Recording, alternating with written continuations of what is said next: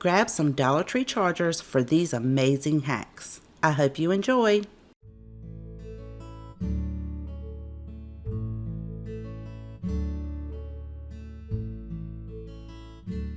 For this Dollar Tree charger project, the first thing I'm going to do is take my sanding block to go over it because it's really smooth and I want to make sure that my paint adheres well. Then I'm going to wipe all that debris off and I am going to be applying 2 very thin coats of a white chalk paint, making sure that I get down in between all of those beads. I'm not going to paint the entire front part of it. I am going to paint down where it just dips down, but the center I'm going to leave blank because I'm going to be using this 8-inch wood round. If you don't have a wood round, you could cut out a circle from cardboard. I believe this wood round came from Dollar General. The first thing I need to do is fill in the holes because it did have a twine hanger with it. And then I'm going to paint the outside edges with that same white chalk paint. Once that has dried, I'm going to take some Mod Podge and apply a generous layer all over top of this, spreading it all the way to the edges, and then allow that to completely dry. Now that the second coat of paint is dry on my charger, I'm going to take some brown acrylic paint and a Dollar Tree sponge dauber and wipe most of the paint off so that I can gently go around all of the beads at the edge to kind of bring that out and give it an outline. Now I want mine to be a little bit more distressed, so I am going heavy-handed in some areas and then I am going to distress it all around the piece as well as that inside rim. You could skip this part if you don't like the distressing, but I think it's going to be really beautiful with the artwork that I'm going to print out. So let's head over to the printer and print out this gorgeous artwork. The artwork that I'll be using in today's video is from my Etsy shop. You could always use napkins, tissue paper, or your own printables for these projects. But if you do enjoy this artwork, I hope you'll come by and check out my Etsy shop. The link for that will be in my description box below. This came from my Floral Bible verse bundle and I printed it out on textured paper. Now I'm going to set this heating mat down, add my wood round with the Mod Podge facing up, lay my design and make sure it's centered on top of that. Use a piece of parchment paper. And if you've been watching my channel for a while, you know I love this iron-on method. It heats up that Mod Podge and adheres the paper to the wood round. Then I like to make sure the edges adhered all the way around. Then I can flip this over and hold it at an angle and trim the excess paper away using my scissors. This should give you a really clean cut, but if you have a little bit of areas that it's not smooth all the way to the edge, you could take some sandpaper to go around that. Then I took some of that same brown acrylic paint and a sponge dauber to gently go around the outline of this. So it's not really necessary to paint the outside of this wood round white. This was something I just kind of decided last minute because I thought it would give a perfect outline for our charger. Then you could take your hot glue, add it all to the back of the wood round, and then center up your design, place that down in the center of your charger and press firmly.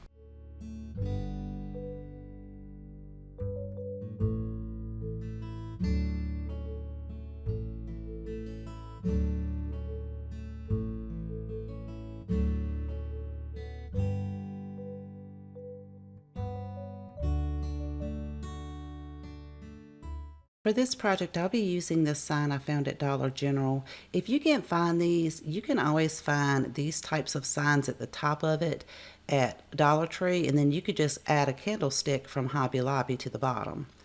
I want a backing for this because I love the front part of this sign, but I want to make something for the back of it. So I'm tracing and cutting out a piece of cardboard, and I want to make sure that it fits perfectly so that this will be a double-sided sign.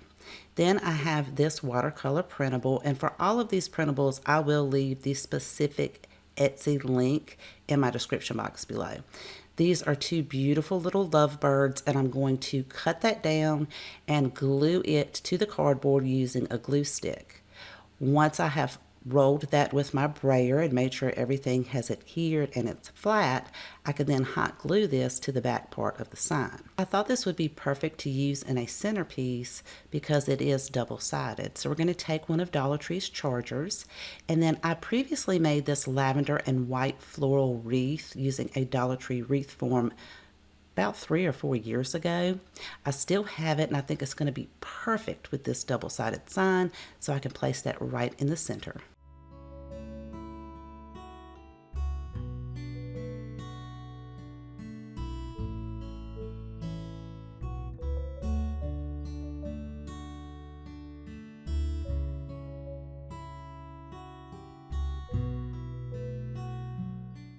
For this Dollar Tree charger, I want to place something in the center, but I need some height.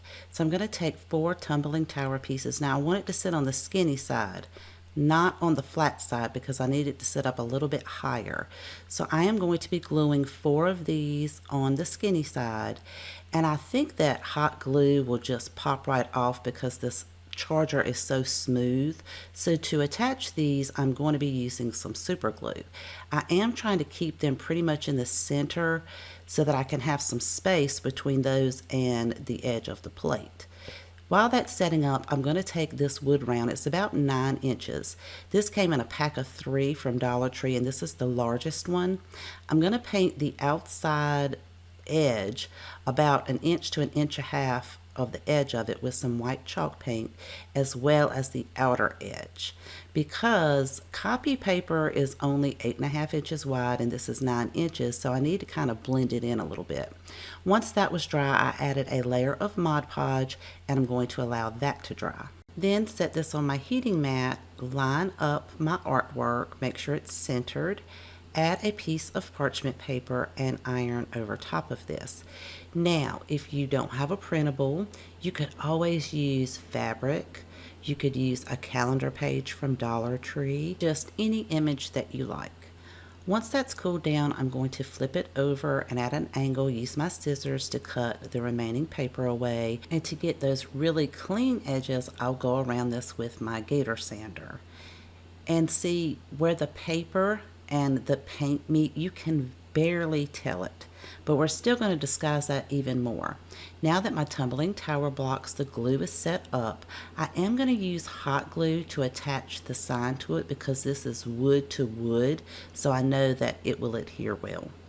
I have these gorgeous purple flowers. I've had them for so long, I have no idea where I even got them from. I'm going to pull all of those from the stem, and this is why I wanted some height on my sign, because I want to be able to hide that stem underneath.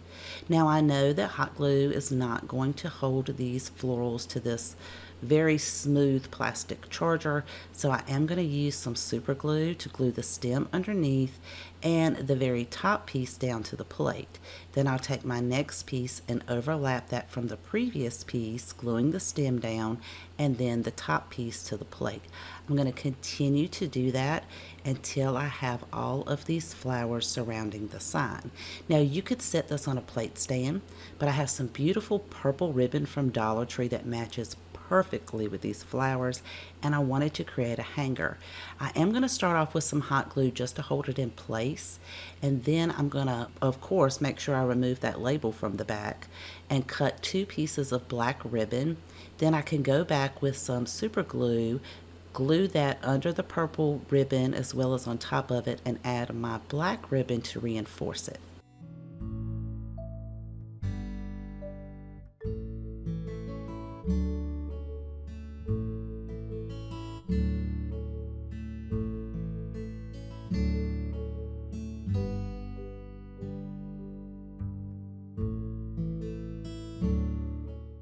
For this project, I'm using one of Dollar Tree's rectangular trays. Of course, you could use a charger for this.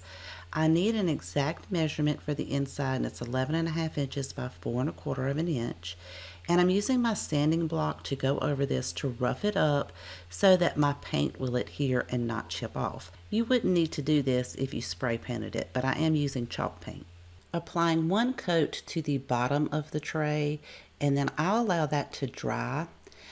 Before I paint the rest of it, I've made a mark with a pencil in each corner about 1/4 of an inch off of the inside edge so that I can place some painter's tape. Because copy paper is 11 inches long and the inside of my tray is 11.5 inches, I want to keep where I'm putting the painter's tape white, and I'll use a different technique outside of the painter's tape.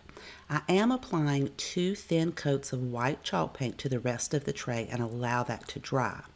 This is why I put the painter's tape. I'm going to take some antique wax and a wet brush and gently go over that chalk paint, and then with a wet wipe I can blend it in, smear it around. It's going to look like a mess, but what we're trying to create is a faux wood frame, an aged faux wood frame.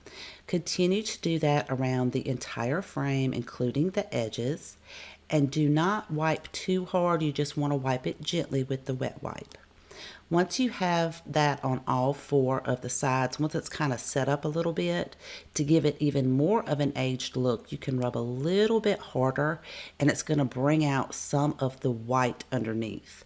And this is going to give you like those faux wood grains and that distressed antique look. You can wipe away as much as you want or as little as you want.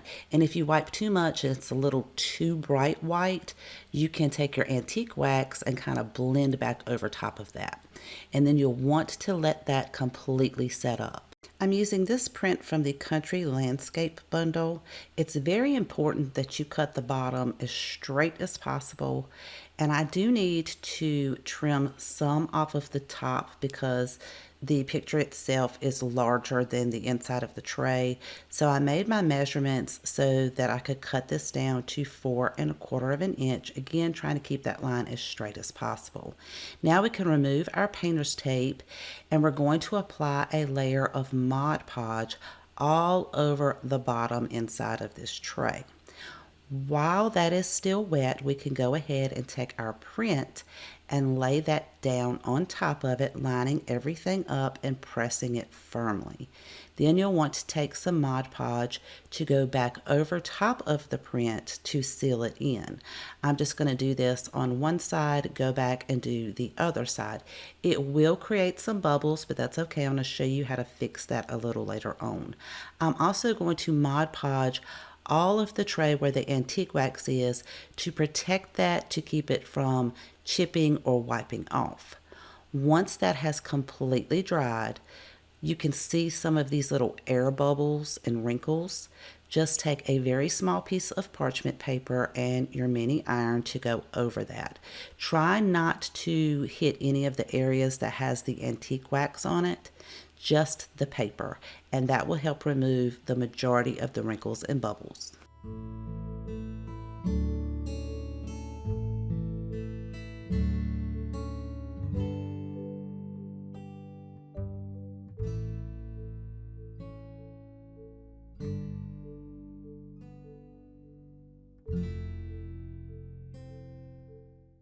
Because I want to paint this Dollar Tree charger, I'm going over it with my sanding block to scuff it up so that my paint will adhere well, and then I'll wipe this off.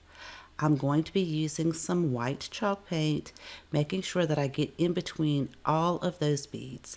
I'm going to apply one thin layer. I am not going to paint the center of the charger, and once that first layer dries, I'll add my second layer.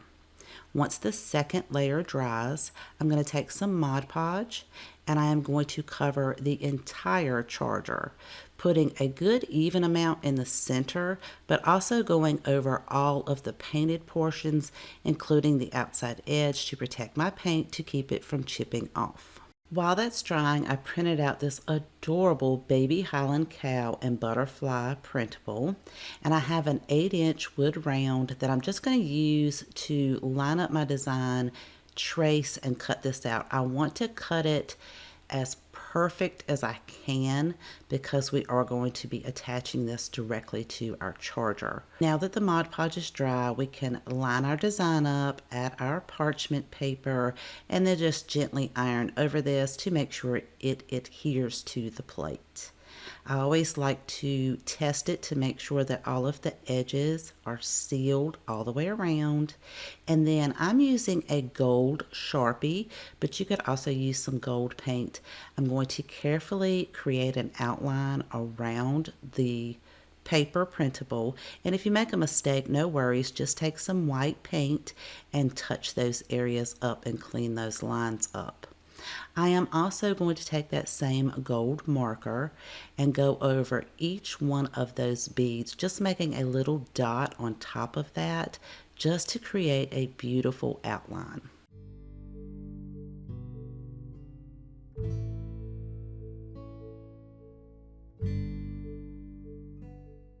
I want to add some more cuteness to this piece, and I have this deluxe paper that has adhesive backing to it. It's for your Cricut Joy, but if you don't have a Cricut, you could use stickers or you could even handwrite on the charger.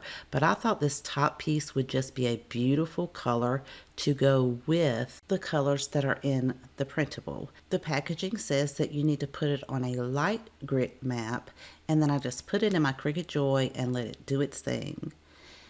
Luckily, it only took half of the paper, so I'm going to cut that in half and save the other piece for another project.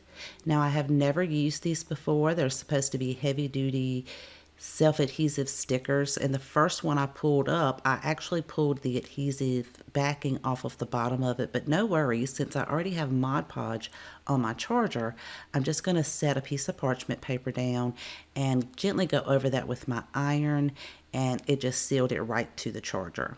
Now I like to start with the center of the word first and then equally space my letters out on each side. So I'm going to do that for the top and the bottom.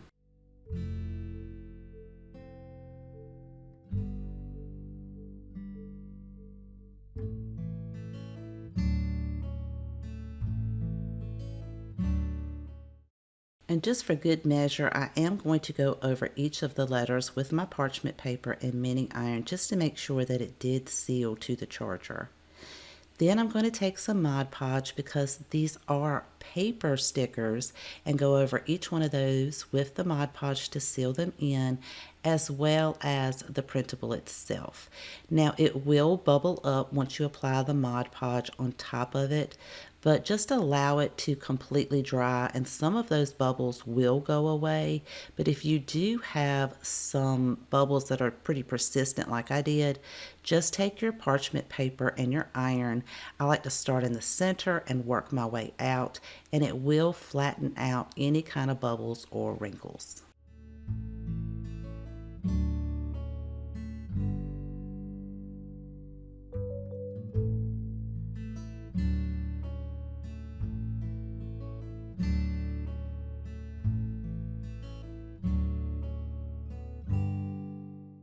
I hope you enjoyed today's projects, and if you have a favorite, let me know in the comment section down below because I always love to know which one is your favorite. If you are interested in any of the printables in today's video, please make sure to check out my description box. I'll have my Etsy link as well as each of these watercolor bundle links in the description box. If you haven't subscribed already, I would love for you to click that subscribe button right below the video. Thank you so much for spending time with me today. Please take care, and I'll see you guys next time.